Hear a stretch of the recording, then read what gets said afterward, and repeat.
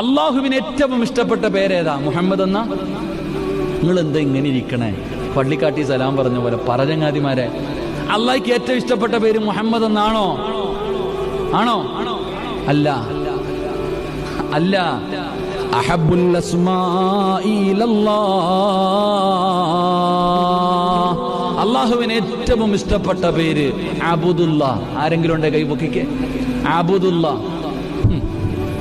അള്ളാഹ്ക്ക് ഏറ്റവും ഇഷ്ടപ്പെട്ട പേരെന്താ? അബ്ദുല്ല. മുത്തുനബി അങ്ങനെ തന്നെ പറയാറ്. നബി സല്ലല്ലാഹു അലൈഹി വസല്ലം തങ്ങൾക്കും ഏറ്റവും ഇഷ്ടപ്പെട്ട പേര് ഞാൻ അള്ളാന്റെ അടിമയാണെന്ന് പറയാനാ.